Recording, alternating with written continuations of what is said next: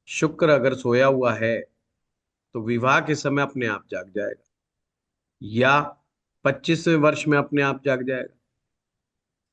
तो ऐसे ये नियम है, तो उस समय जाग जाते हैं। और बताइए। ठीक है। दूसरा क्वेश्चन सर, जेड़े जो पक्के घर के मतलब ग्रह होते हैं, हम्म। आपने बताया था कि वो अपने मतलब जो दोस्त हैं उसकी मदद से जागते हैं। अगर दोस्त भी पक्के घर नहीं के नहीं हों। नहीं नहीं नहीं नहीं, ये जागने का नियम नहीं बताया था मैंने, ये कहा ना था सॉरी, वो इनके कोई उपाय उनका जो इलाज है। नहीं हो सकता है। हाँ, हाँ इनका जी। उपाय डायरेक्ट नहीं कर सकते कि हाँ जी। मंगल हाँ जी। तीसरे भाव में बैठा है तो आप सीधे मंगल ग्रह के उपाय करने लग जाएं। अगर मंगल परेशान कर रहा है तो मैंने हाँ कहा जी। था उसके मित्र ग्रहों का की मदद लें। हाँ जी। हाँ जी। जैसे किसी का मंगल तीसरे में और मंगल बद हो गया, अब अगर हम मंगल के उपाय करेंगे तो उससे रिजल्ट नहीं आएगा, तो हमें फिर जो है सूरज का, गुरु का, चंद्रमा का, इनका साथ लेना पड़ेगा उसको शांत तो, करने के तो सर ये अगर ये मतलब ये भी पक्के घर के हों, फिर क्या करें? ग्रह फल के भी हों, मतलब इनमें से कुछ। लिए।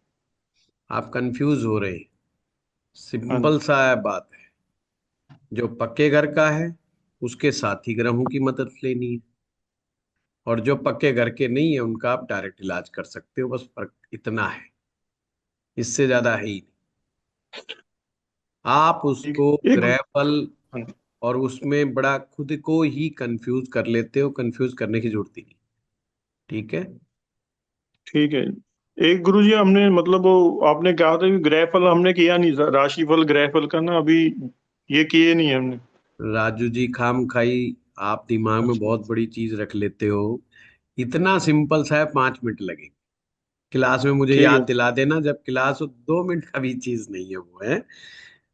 कई बार चीजें जो ऐसी होती हैं जो बहुत प्रेडिक्शंस के अंदर बहुत ज्यादा हेल्पफुल नहीं है, उनको मैं तो या अवॉइड कर देता हूँ या कभी देर सवेर करवा देता हूँ। दिमाग में रहती 2 मिनट की बात है ना। पर ठीक जो है, मेन वो मैं चीज पढ़ रहा था होगी ना। प्रेडिक्शंस में, उसकी आप चिंता ना करो, वो मैं कराऊंगा ही कराऊंगा। जो मैंने कोर्स में लिखा हुआ है वो मैं करवाऊंगा ही करवाऊंगा। ठीक है। उसके लिए ठीक फरवरी है। लगे, मार्च लगे, अप्रैल लगे, मई नहीं नहीं। लगे, वो मेरे लिए मायने नहीं, है ना। उसकी क्या, ठीक। मैंने पहले भी कहता हूँ और मैं हमेशा कहता हूँ कि स्टूडेंट को क्लास नहीं गिननी, क्लास मुझे गिननी है। आप चिंता ना करो, एक आधी चीज फालतू ही करा के जाओ, कम नहीं। नहीं, वो तो पता है सर। ये एस्ट्रो ठीक पाठशाला का शुरू से नियम है। है जी। चलिए प्राची जी। ठीक, थैंक यू सर। ओके। प्रणाम गुरुजी। प्रणाम अ, प्रणाम। गुरुजी, मेरे पितृ ऋण से रिलेटेड क्वेश्चन थे। हाँ बताइए। तो सर, मेरे एक रिलेटिव है जिनके कुंडली में 5th हाउस में शुक्र है, तो सर ये पितृ ऋण हुआ। सर उनके कुछ हेल्थ इश्यूज भी आ रहे हैं, तो मैंने पितृ उनसे ऋण की यज्ञ। पितृ ऋण की कैटेगरी है। अगर जी। शुक्र 5वें में होगा तो सब जाति ऋण, हाँ जी जी जी। है तो ना। सर इसको उसके पितृ लिए। ऋण नहीं बोलो, ये पितृ ऋण अच्छा। के एक प्रकार बना रखे हैं। पर अच्छा। उससे पितृ ऋण से सामने वाला कंफ्यूज हो जाएगा। मैं जी पितृ जी ऋण के उपाय जी बताने शुरू कर दूंगा। इसको सब जाति ऋण बोलो। जी जी जी, सर जाती रहे। सब जाति ऋण अ, का संबंध फैसलों से है, बीमारी से नहीं। अच्छा। वो व्यक्ति जो डिसीजन लेता है व्यापार में या अपने जीवन में, उसमें ठीक है। गलतियां होने के चांस बहुत हैं। वो जी व्यक्ति जीवन में वो बहुत ऊंचाई, अच्छी खासी ऊंचाई ग्रहण कर लेता है, कोई ना जी। कोई ऐसी बड़ी गलती करता है, मेजर मिस्टेक करता है, जिससे उसके वापस आने के चांस बहुत हो जाते हैं। अच्छा। तो हेल्थ के लिए कुछ दूसरा पॉइंट सोचो, वो ढूंढो। Okay okay. हेल्थ क्यों खराब जी है, सर। क्यों नहीं खराब है, हाँ। इसका सब जाति ऋण से कोई लेना देना जी सर। ठीक है सर, वो मैं फिर से सर एक बार उसको एनालाइज करके कोशिश करूंगी। सर, पर इसी से ही रिलेटेड एक था कि मैंने उन्हें फिर बताया कि आप यज्ञ करिए, पर सर उन्होंने यज्ञ करने से तो मना कर दिया। तो सर क्या उनकी मदर या वाइफ कोई कर सकते हैं? नहीं। एक आदमी बीमार हो जाए और उसको पकड़ के घर वाले डॉक्टर के पास ले जाएं, डॉक्टर का जी इंजेक्शन लगाना पड़ेगा। अब वो इंजेक्शन लेने से मना कर दे तो कोई क्या कर सकता है। जी, ठीक है गुरु जी। पहली चीज सर।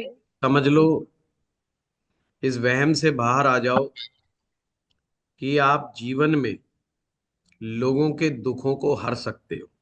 इस वहम से बाहर आ जाओ। जी। दूसरा पॉइंट, आप लोगों को सुधार सकते हो। इस वहम से भी बाहर आ जाओ। आप हम्म। केवल मार्गदर्शक हो। आप चौराहे जी। पे खड़े हो, आपको जी। सिर्फ ये बताना है जयपुर जाने का रास्ता इधर की तरफ है और दिल्ली जाने का रास्ता इस तरफ है। अब वो जाता है नहीं जाता है, ये उसकी अपना है, लेना देना, जी। जी। है ना। अगर जी। हम इतनी अच्छी तरीके से हर साल पढ़ाते हैं और बड़ा यकीन होता है कि ये सब बड़े अच्छे से कामयाब होंगे, कहाँ होते कामयाब? बिखर जाते हैं। वो मेरी वाहवाही करते हैं जब क्लास में पढ़ते हैं, थोड़ी देर बाद में पता चलता है जी हम तो नाड़ी का कोर्स कर रहे हैं, हम तो केपी का कर रहे हैं, हम फलाना करते हैं। अच्छा, तो बहुत अच्छी बात है, करो। पर तुम्हें जो हमने पढ़ाया था वो आ गया समझ में? वो तो अभी आया नहीं, कुंडली हम देख नहीं पाते। तो दूसरे में क्यों भाग गए? खूब समझाता हूं मैं, मानता कोई नहीं, मानते। अच्छा, कुछ को थोड़ा बहुत आ जाता है, मेजर गलती। उनको ऐसे लगने लग जाता है यार गुरुजी जो बता रहे तो हमें आता है। अगर गलती से कोई क्लास में आ जाए, मोबाइल देखने बैठ जाएंगे, व्हाट्सएप चला के बैठ जाएंगे। इसका मतलब ये दिखाता वगैरह है कि क्या गुरुजी बता रहे तो हमें आता है। यानी गुरु के शब्दों की तरफ ध्यान ही नहीं है, और गुरु के मुख से निकला हुआ शब्द ही मंत्र है। यानी कि जो वो आदमी ये सोच के बैठा है इस क्लास में सूत्र नहीं आ रहा, मंत्र आ रहा है, मैं 10 बार भी सुनूंगा तो मेरे लिए अच्छा है, और 50 बार सुनूंगा तो भी अच्छा है, तो वो व्यक्ति में अपने आप चेंज आएगा।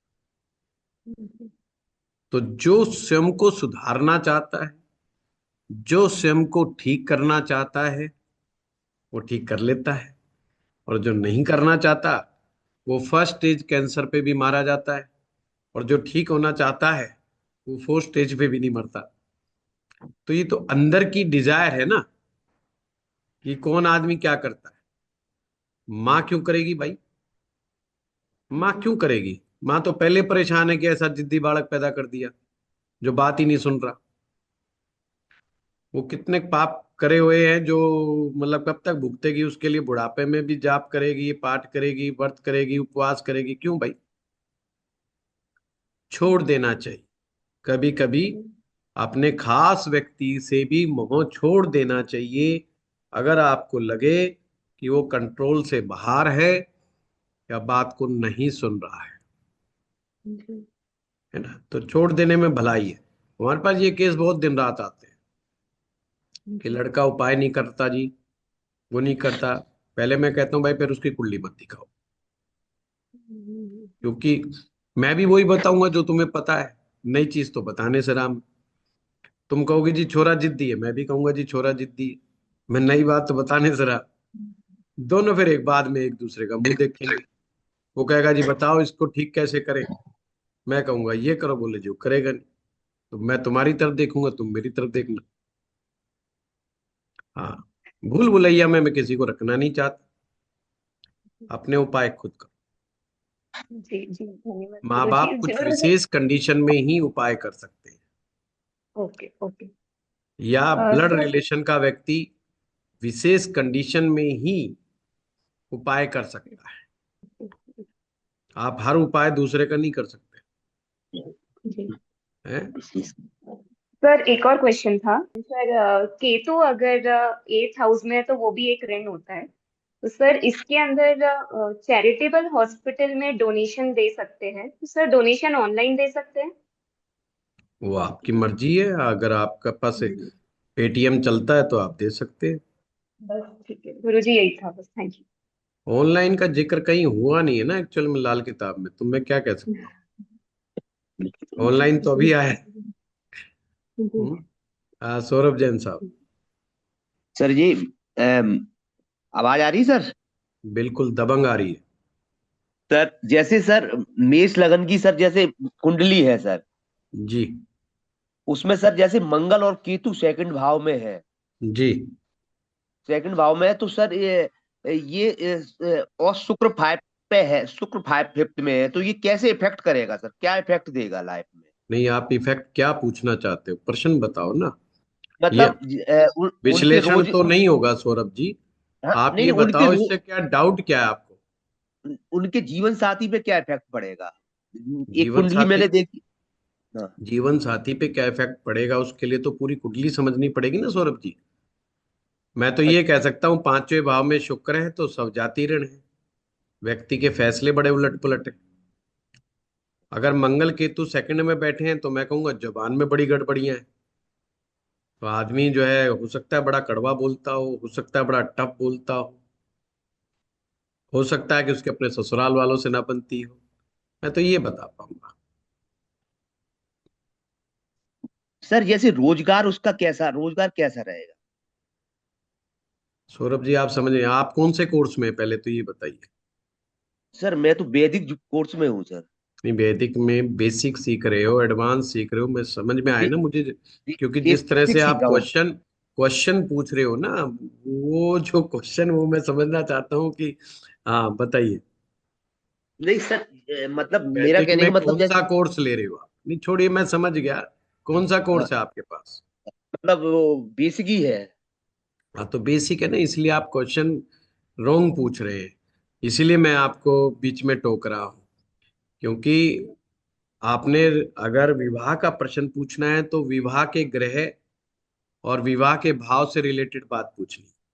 तो अभी आप सर सीखिए।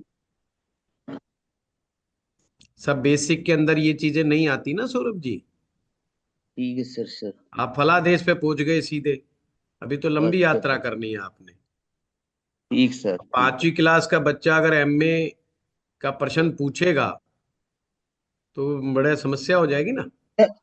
मेरा एक पोलाइट क्वेश्चन सर और है, जैसे सर किसी की कुंडली में, जैसे जैसे मेष लगन की कुंडली में राहु 8 स्थान पे है, तो सेव तो मतलब वो ससुराल का जैसे से 8 भाव होता है, तो उसका दाम्पत्य जीवन पर भी क्या असर पड़ सकता है सर, बस ये। हाँ यही कह रहा हूँ सौरभ जी, अभी और सीखिए। ये बेसिक में आया ही नहीं, मैंने तो सिखाया ही नहीं, मेरे बेसिक कोर्स में है तो आप वहां पे राशियां हैं, वहां पे भाव हैं, उनसे रिलेटेड बात अगर आप सीखेंगे पूछेंगे तो आपको भी अच्छा लगेगा और मुझे भी बहुत अच्छा लगेगा। सर एक सर, जैसे फर्स्ट भाव में जैसे सूर्य उच्च का होता है सर, जी। जैसे फर्स्ट भाव में, हम्म। मतलब मेष राशि में सर, अगर जी। वहां पर दूसरी राशि है तो सूर्य का क्या इफेक्ट रहेगा सर? अभी तो आपने खुद ही कहा कि मेष राशि है वहां पर और मेष राशि में सूर्य उच्च का है, तो अब हाँ, मेष दूसरी राशि राशि में। कहाँ से ले आए? नहीं, सपोज अगर सर उस दूसरी राशि आ जाए तो क्या उसका मतलब इफेक्ट क्या रहेगा, वैसे मान लो अगर कर्क राशि आ जाए कोई उसमें। बात नहीं सौरभ जी, मैं अभी आपसे रिक्वेस्ट करूंगा। अभी आप प्रश्नों को नहीं समझ पा रहे हैं क्योंकि प्रश्न हाइपोथेटिकली पूछ रहे हैं, इनका जवाब देना बड़ा मुश्किल है। आप थोड़ा इंतजार कीजिए और ठीक है पढ़िए सर, आप ठीक। उसको, क्योंकि आप ठीक है सीधे सर, ओके। फलादेश के क्वेश्चन पूछ रहे हैं। और वृष राशि में सूरज कैसा होगा ये बताना बड़ा मुश्किल हो जाएगा अभी के लिए। ठीक सर, ठीक है। Thank you sir. हाँ ये अभी, क्या नाम है अभी का, क्या है जी सर, उदित सर। नाम? नाम पूरा लिखा करो भाई, रीनेम का एक ऑप्शन होता है। जी मैं सर, बिल्कुल कंफ्यूज हो सॉरी। जाता हूँ। और मोबाइल के नाम से तो कैसे बुलाऊंगा, hello Samsung, hello OnePlus, hello नहीं सर, मैं एप्पल। चेंज कर दूँ। सुनने वाले गलती कहेंगे ये क्या इन्होंने स्टूडेंट के नाम रख रखे हैं, एप्पल, संतरा, केला, ये क्या मतलब हुआ? तो जी रीनेम पे लिख दो उदित। टी-शर्ट है क्या मुझे भाई? लग रहा है अविनाश है शायद, अभी से है। बताइए। हाँ सर, मेरा सवाल लाल किताब से रिलेटेड है। लाल हम्म। किताब में मैं आपका एक चैप्टर देख रहा था जिसमें एक ग्रह को दूसरे भाव में पहुंचाने का भी ये है, प्रावधान है। जी। अब उसमें जाने अनजाने में गले में सोना का चेन भी है और पूजा के स्थान पे केसर भी है, हल्दी भी है। ठीक है। तो इस केस में कौन सा माना जाएगा कि कौन सा उपाय प्रश्न प्रश्न पूछो आप। हाँ हाँ। बात को कहीं और ले गए, आपने ये बताया कि मैंने ये एक्शन कर दिया। हाँ, जाने अनजाने में आपने ऑलरेडी अपना है। क्यों मान रहे हो कि जाने अनजाने में? आपने सोच समझ के किया, किसी ने कोई सोने की चैन डाल थोड़ी दी आपके गले में। नहीं, आपने सोने की होशो चेन तो हवास में पहनी है। हाँ, सोने की चेन तो अभी 3-4 दिन पहले पहनी है, बट पूजा के हम्म। स्थान पे तो हल्दी रखा हुआ ही है और केसर हाँ रखा हुआ ही है। तो जाने अनजाने में थोड़ी वो भी आपने ही रखी होगी। हाँ हाँ मतलब तो उपाय उपाय बिना उपाय सोचे हुए रखा है, मतलब हाँ पूजा के। ये बोल। हाँ। हाँ हाँ पूजा। बताइए, हाँ पूजा प्रश्न के पूछिए। काम करने के लिए। तो अभी ये कौन सा माना जाए? वो तो हल्दी और केसर तो पिछले मैं 3 साल वही तो से कह रखा रहा हुआ है। हूँ, नवम भाव में, नवम भाव में मंदिर का गर्भ क्षेत्र देखा जाता है। अच्छा, ओके। पहले भाव में गर्दन में जो चीजें आती हैं, पहले भाव में वो चीज देखी जाती है। ठीक है। हाँ। हाँ तो दूसरी चीज बड़ी इंपॉर्टेंट, ग्रह को दूसरे भाव में नहीं पहुंचाया जाता, उसके प्रभाव को पहुंचाया जाता। हाँ। कभी भी लाल किताब पढ़ने वाला व्यक्ति ये ना कहे कि मैं सूरज को यहां से यहां पहुंचा दूं, क्योंकि वो कंसेप्ट ना लाल किताब में है ना वो वैदिक हम्म। में है। वो हम्म। सिर्फ पढ़ाने के लिए, समझाने का एक तरीका है हाँ। कि वो प्रभाव जाता है वहां पर, हाँ। उस तक प्रभाव। हाँ। जैसे कोई ग्रह पंचम भाव में बैठा है और आपने पहले भाव में उसको लेके आना है, मतलब ग्रह नहीं जाएगा पहले भाव में, उसका हाँ। प्रभाव जाएगा। जी। आपने माथे पर तिलक लगा दिया, हम्म। आपने माथे पे तिलक लगा दिया, इसका मतलब आप फर्स्ट हाउस के अंदर उस प्रभाव को ले जाना चाह रहे हैं। हम्म। तो अब काले रंग का टिक्का कौन लगाता है? हम्म। काले रंग का टिक्का लगाने वाले देखे आपने सोसाइटी में? हाँ, बहुत लोग नहीं, हैं। नहीं होंगे। अच्छा। कुछ पर लोग भभूत हिंदी, लगाते हैं। नहीं, हिंदी फिल्मों में बता दिया था, हिंदी फिल्में हमारे ज्योतिष की बड़ी अच्छी जानकार जी। है ना। डाकू लोग लगाते थे तिलक। ना। डाकू की क्या निशानी होती थी? वो काला तिलक लगाता था। हम्म। काला टिक्का होते ही समझ जाते थे, और एक बंदूक हाथ में होती थी, वो समझ जाते थे डाकू का रोल कर रहा जी। है ना। वो बेचारा पीली हल्दी का तिलक लगाया नहीं मिलेगा। पीली नहीं। हल्दी का तिलक लगाने वाला तुम्हें लाला जी मिलेगा, जो दुकानदारी कर रहा होगा, मुनीम जी। जी मिलेगा तुम्हें, है ना। तो ये हम्म। बॉलीवुड बड़ा प्रभावित है हमारे ज्योतिष से। वो पहले ही क्लियर कट के समझा रहा है आप लोगों को जी। कि कहाँ से क्या हो। हाँ। ठीक है ना। हाँ। और जो कोई काला टिक्का लगा के आपकी सोसाइटी में घूम रहा है, उसको पकड़ के पूछिए, कहते हैं मूर्खानंद, कहाँ से इंस्पायर हो रहा है? हाँ, ठीक है सर। ठीक है, चलिए अगला हाँ। क्वेश्चन। आज सिद्धार्थ जी, प्रणाम गुरु जी। प्रणाम। पहले तो बसंत पंचमी की आपको बहुत बहुत शुभकामनाएं। बहुत बहुत आपको भी। गुरु जी, मेरा प्रश्न जो था वो रिलेटेड था अ, सजातीय ऋण से। सजातीय ऋण में आपने हमें समझाया था कि जो जातक है वो नॉर्मली डिसीजंस गलत ले लेता है, तो उसको उसका उपचार कैसे किया जा सकता है कि वो दो गलत तीन तरीके, decision दो तीन तरीके ना ले। कि बना क्यों, पहले तो इस बात पे ध्यान देना होगा। पांचवा भाव जी। सूरज का और गुरु का भाव है, और इसमें शुक्र आ गया। शुक्र की दोनों से ही मित्रता नहीं है, यानी कि फिफ्थ हाउस हमारा डिस्टर्ब हो गया एक प्रकार से। पंचम भाव हमारी वो बुद्धि का पार्ट है जहां से हम डिसीजन लेते हैं, ये चीज समझना। जी। लगन वो भाव है जहां से हम एक्शन करने के लिए सोचते हैं, जहां से हम प्लान बनाते हैं, जहां से हम टारगेट्स बनाते हैं, जहां हम अपने गोल सेट करते हैं, वो काम कौन करेगा? पहला भाव। इसलिए हम कह देते हैं ये पहला भाव बुद्धि भाव। पर बुद्धि निर्णय कैसे लेगी, वो पंचम भाव डिसाइड करता है। इसीलिए तो मैं कहता हूं पंचम भाव को ये कॉमन सेंस का भाव है। अब कॉमन सेंस किसी की कैसे पता चलेगी आपको? कॉमन सेंस कैसे पता चलेगी हमें? जब वो कोई एक्शन करेगा, कोई निर्णय लेगा, जी। हम कहते हैं अरे यार क्या इसने ये, मतलब है ऐसा कोई थोड़ी करता है। तो इसमें कॉमन सेंस ही नहीं है यार, है ना। हाँ, कड़ी के अंदर दूध मिला के कौन खाता है ना। वो कहते हैं कड़ी जी वैसा है, और उसके अंदर दूध मिलाएंगे तो थोड़ी ताकत आ जाएगी। सामने वाला लगेगा कॉमन सेंस ही नहीं है इसमें, ना दूध जी। का भी कबाड़ा करा, कड़ी का भी कबाड़ा कर दिया। कॉमन सेंस पंचम भाव से आती है, तो निर्णय हमारा पंचम भाव का विषय है। जब शुक्र ग्रह वहां पर आएगा तो उसके जीवन में प्रभाव क्या पड़ेगा? शुक्र में दिखावे की प्रवृत्ति बहुत है। शुक्र लोगों को दिखाना चाहता है, को लग्जरी पसंद है, परंतु वो दिखाना भी चाह रहा है साथ में कि मैंने कोट कितना अच्छा पहना हुआ है, मेरी जो घड़ी है वो 20 लाख की है, 10 लाख की है, 50 लाख की है, दिखाना चाह रहा है ना, उसके अंदर वो है।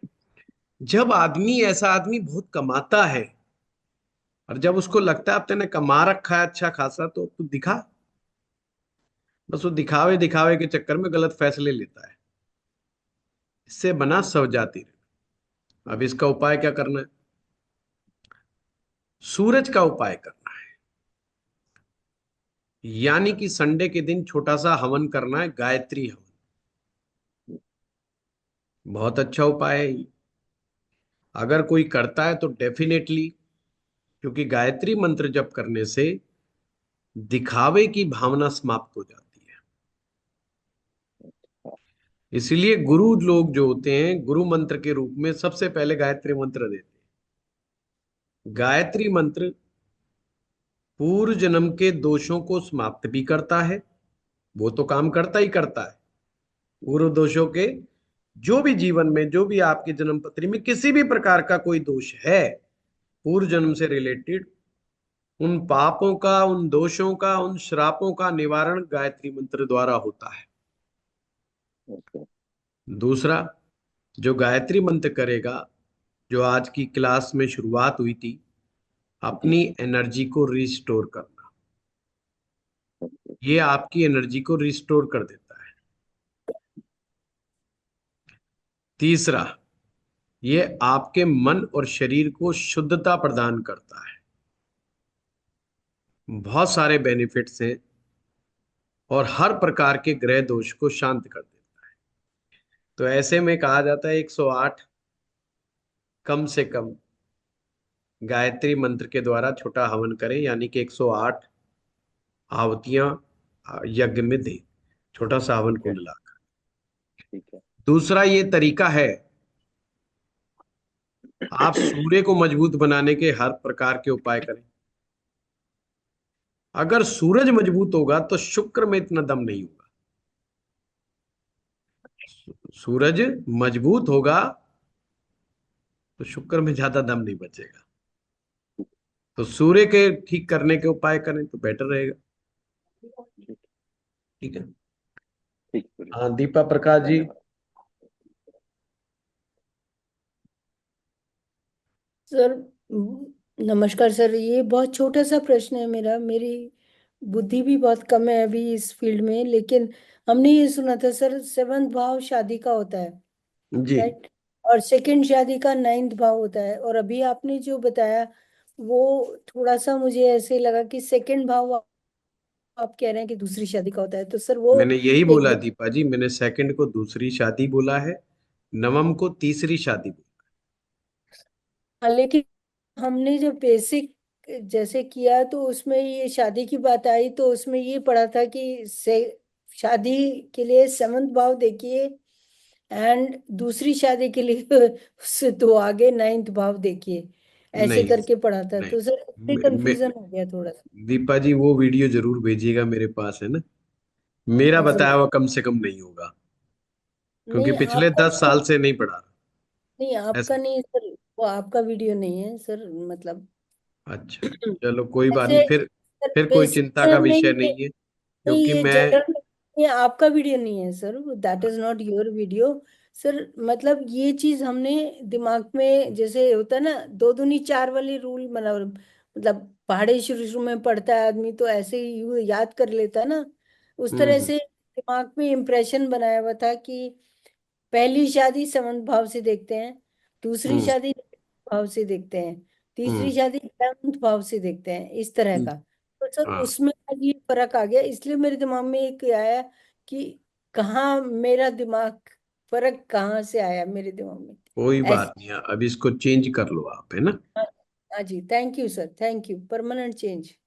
हम्म, जी। और कौन रह गया? सुरेंद्र कुमार जी। सर नमस्कार जी। नमस्कार। सर मेरा ना संतान रिलेटेड है, शुक्र के मुताबिक क्वेश्चन है। हम्म, जैसे लड़के का या लड़की का 5th भाव से शुक्र देखते हैं D7 में। हम्म। मेरा सवाल ये है, आपने एक वीडियो में, मैंने देखता रहता हूँ आपकी वीडियो, 5-6 महीने से देख रहा हूँ, जो लड़की का शुक्र है, अगर हम्म। उससे 5 आगे अंक देखें तो वो हम्म। लड़की का संतान योग बनता है। तो क्या सुरेंद्र उसको जी पहले D7 में? सुरेंद्र जी पहले तो ये बताइए आप कौन से कोर्स में हैं, ताकि मैं समझ सर पाऊं ये मैं जो अभी, क्वेश्चन आ रहा है वो कैसे क्यों आ हाँ रहा है। सर, मैं आपका बेसिक कोर्स अभी शुरू किया हुआ। हाँ, तो कोई बात नहीं तो सुरेंद्र जी, अभी थोड़ी यात्रा बाकी है आपकी। अभी D7 से रिलेटेड क्वेश्चन ना पूछें तो बेटर रहे। मैं D7 देखिए, के, मैं सिर्फ आप शुक्र लोग के बारे में बुरा पूछ मत रहा हूँ। माने, क्वेश्चन बोलते ही मुझे समझ में आ जाता कि अभी कहाँ तक पहुंचे हुए हैं, तो इसलिए मैं टोक देता हूं अभी D7 चार्ट नहीं समझ में आए, अभी बेसिक में जाएं। क्योंकि पहले से ज्यादा जानकारी जुटाने की कोशिश ज्योतिष में हार्मफुल हो जाती है। ये फायदेमंद नहीं होती, हार्मफुल हो जाती है उल्टा, उसका नुकसान ही नुकसान है। ठीक है, मैं कभी शेयर मार्केट की जानकारी नहीं जुटाता। जो कोई लुट पिट जाता है वही आगे बता देता जी आजकल मार्केट गिर गई, जब मुझे पता चलता है मार्केट गिर गई। अब मैं कोशिश ही नहीं करता, मेरे पास पता नहीं कितने लोग आते हैं कि हम मार्केट में बड़ा कमाते हैं, मैं 2 रुपए नहीं लगाता, मगर टेंशन ही खत्म। एडवांस में नॉलेज लेने का कोई मतलब नहीं है, उससे आपको परेशानी होगी, फायदा नहीं है। हाँ अमन मित्तल जी, पहले आप D1 से देखना शुरू कीजिए लड़का कैसे है और लड़की कैसे होगी, फिर D7 में जाए। प्रणाम गुरुजी। प्रणाम। गुरुजी मेरा क्वेश्चन ये था कि जैसे तुला लगन में शुक्र पहले और 8वें भाव का स्वामी होता है, और हम्म। शुक्र लगन में बैठ जाएगा तो वो 8th हाउस के एट्रीब्यूट को पॉजिटिव देगा या नेगेटिव भी मिलेंगे में, या फिर 8th हाउस की वजह से उसका माइंड सेट भी सेपरेटिव हो जाएगा? सेपरेट ही होगा, क्यों नहीं होगा। जो भी तो आप इसमें घटना कर दोगे, जी। जो भी घटना हो जाएगी उसका इम्पैक्ट तो आएगा। आप दूध में चीनी की जगह नमक मिला दोगे तो नमक के स्वाद को थोड़ी ना आप भुला पाओगे, बेशक वो दूध कितना अच्छा ही क्यों ना हो, चाहे उसमें काजू किशमिश डाल रखे हो, नमक का टेस्ट भी आएगा। अगर वो अष्टम भाव का लॉर्ड होके लगन पे बैठा हुआ है जी। तो भाई अष्टम के रिजल्ट भी आएंगे, उसको हम अवॉइड कर ही नहीं सकते। बेशक लग्नेश लगन में बैठ गया, फिर जी। क्या हो गया। जभी तो कहते हैं ना, ज्योतिष में वन लाइनर सूत्र नहीं होते, सिर्फ बेसिक जब हम पढ़ रहे होते हैं तो वन लाइनर सूत्र बहुत होते हैं, पर जब हम डीप जाते हैं, आगे जाते हैं, तो वन लाइनर सूत्र खत्म हो जाते हैं। हर चीज के पीछे टर्म्स एंड कंडीशंस है। ठीक है। जी गुरुजी, थैंक हाँ यू। अरुणा जी, आप म्यूट पर हैं। हाँ जी। हाँ बताइए क्या। Good morning sir. Good morning. Sir Radhe Radhe ji. Radhe Radhe. Sir वो D7 एंड D20 चार्ट्स वगैरह वो कहाँ से देखते हैं, अगर उनका वो पूरा कोर्स करना हो तो दो कैसे तरीके देखेंगे? हैं, उसको हाँ हाथ जी। से, हाथों से भी बनाया जा सकता है, अच्छा उसकी जी। भी टेक्निक है। अच्छा जी। दूसरा, अगर आपको सॉफ्टवेयर से चाहिए तो हर सॉफ्टवेयर ये दिखाता है जो भी पैसे से खरीदा हुआ। अच्छा और अच्छा अगर अच्छा। कोई आपका बेटा आईटी का अच्छा एक्सपर्ट है तो हाँ वो जी हाँ जी। सॉफ्टवेयर को क्रैक करके आपको फ्री में भी दे सकता है ना, वो डिपेंड अच्छा अच्छा। करता है अलग। नहीं, पैसे से जो भी सॉफ्टवेयर आ रहा है उनमें सब में दिखाते हैं, अच्छा कोई उनमें सॉफ्टवेयर सारे, ले, मतलब फॉर एग्जांपल जैसे एस्ट्रोसेज या मतलब उसमें भी होगा? कोई भी जो पैसे से हो, फ्री वाले की मैं गारंटी नहीं लेता। हाँ जी, फ्री वाले में तो D9 ही है बस खाली। नहीं, हो सकता है उसमें हो, पर मुझे अभी लेटेस्ट मालूम नहीं है, ठीक है सर, ठीक मैं है, वो थैंक यू इस्तेमाल सर। भी नहीं करूँ। Dubey ji. Thank you Guru ji, thank you so much. गुरुजी प्रणाम गुरुजी। प्रणाम। गुरुजी मैं तो आपको बहुत दिनों से फॉलो करता हूँ, केवल प्रणाम करने के लिए हाथ उठाया था। धन्यवाद। हाँ थैंक यू। सिद्धार्थ जी। जी प्रणाम गुरु जी। प्रणाम प्रणाम। गुरु जी एक आपसे मार्गदर्शन लेना था जी। जैसे कुल पुरोहित है तो हाँ हाँ उनके जो बच्चे हैं, जैसे वो पुरोहिताई छोड़ के फिर भी जैसे कोई वार त्योहार है, जैसे आज भी कुछ बंदा देने के लिए पहुंचता है या करता है तो वो लेते नहीं है। तो क्यों ऐसे में अब कुल पुरोहित चेंज करने का आपने पढ़ाया था, भी दोष भी लगता है, तो ऐसे में क्या करें गुरुजी? करना ही पड़ेगा जब वो एक्सेप्ट नहीं कर रहे तो। अच्छा जी। तो हाँ, वो दोष को आपने चेंज नहीं किया। चेंज का मतलब होता है वो है, वो तैयार है, वो एक्सेप्ट करता है, फिर हम नहीं जाते, फिर हम नहीं ठीक है। बुलाते, वो है उसका अपमान। वैसे नहीं, आपने अपने घर के पंडित जी बना रखे हैं, आपके घर में शादी है, आपने उनको बुलाया ही नहीं, वो है अपमान। ठीक है जी। ये नहीं कि वो कह दें जी हम तो आते ही नहीं आपके। तो गुरुजी अब उसमें कोई पुरोहित मतलब नया पंडित जी भी हाँ बिल्कुल बिल्कुल बिल्कुल। अच्छा, तो उसमें कोई दोष नहीं होता जी। ठीक है हाँ जी। रेणु दुबे जी, प्रणाम गुरुजी। प्रणाम। गुरुजी, जैसे कुंभ लग्न की कुंडली है तो उसमें नवम भाव बाधकेश होता है, बाधक होता है।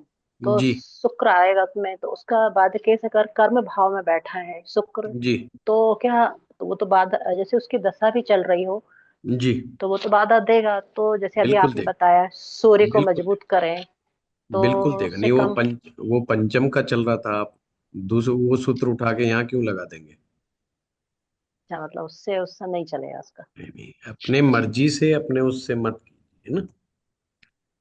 हाँ बताइए। बाधक है, बाधा तो देगा, काम काज में तो का बाधा देगा देगा। ठीक है। सर उसके लिए गुरुजी, उसके लिए मतलब क्या कर सकते हैं? अब कर सकते हो तो कुंडली से पता चलेगा, है ना। जी, हाँ धन्यवाद। राजेश जी, राजेश कुमार। प्रणाम गुरुजी। जैसे प्रणाम।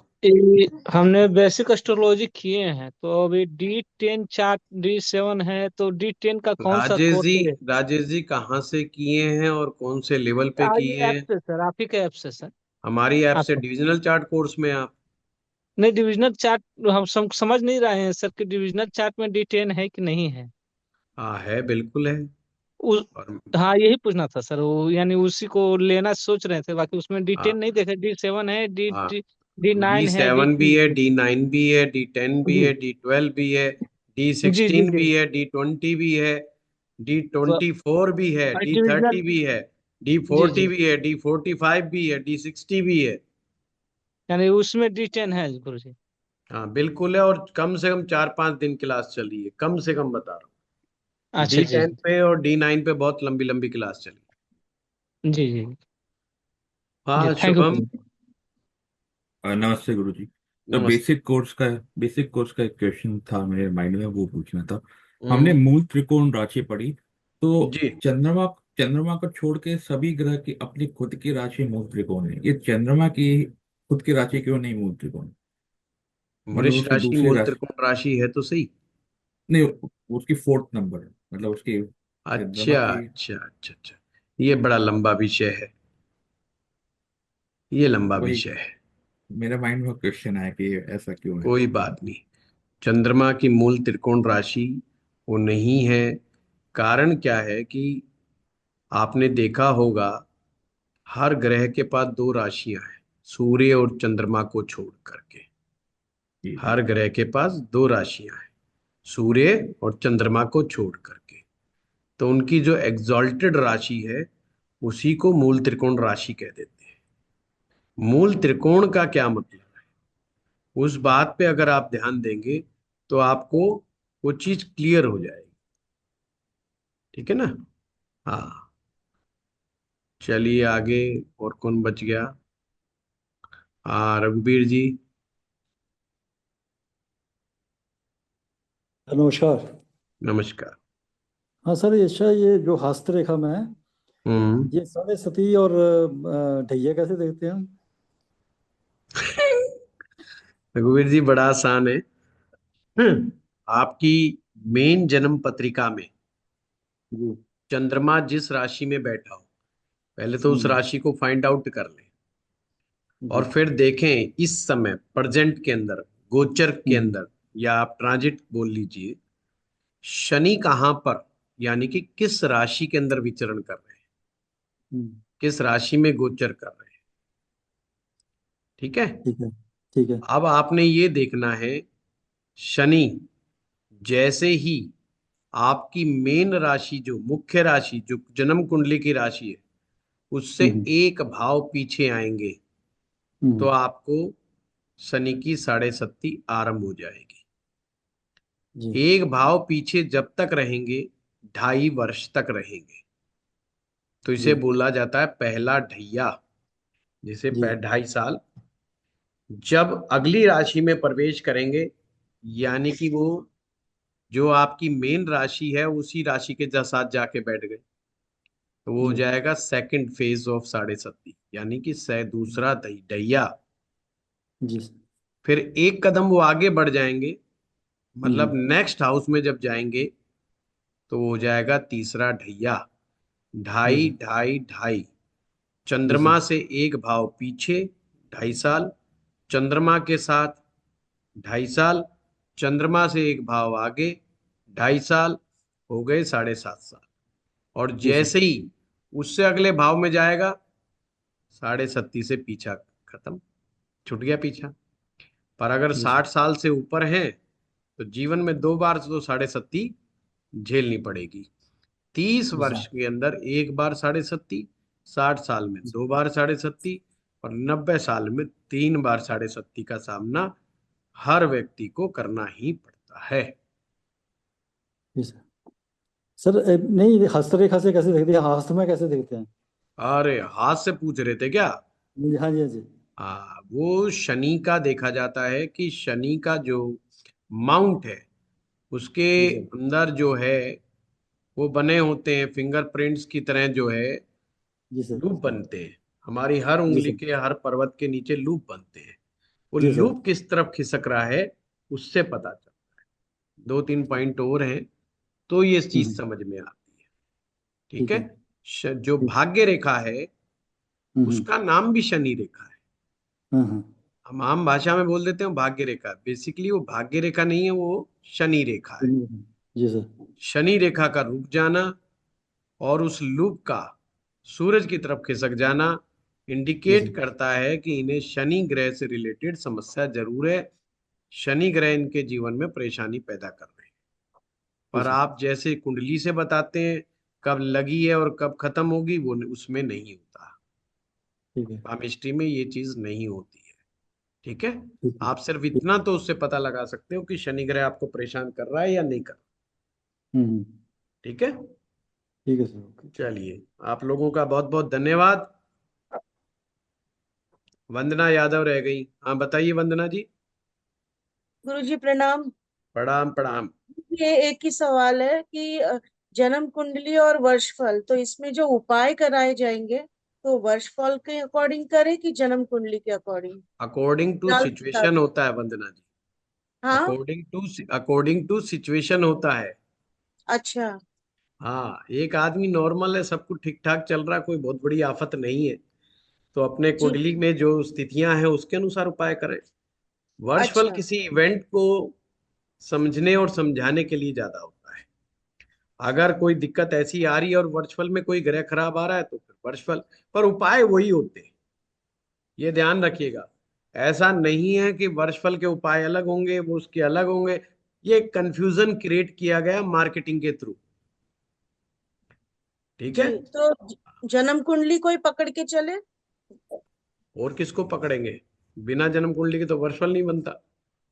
अच्छा, ठीक है हाँ गुरु। ठीक है, गुरु धन्यवाद। जी, बसंत पंचमी की बहुत बहुत शुभकामनाएं। गुरु जी प्रणाम। सभी लोगों को बहुत नमस्कार। प्रणाम गुरुदेव। प्रणाम गुरुजी। प्रणाम गुरुजी। प्रणाम सर। प्रणाम गुरु जी। प्रणाम। प्रणाम प्रणाम गुरुजी।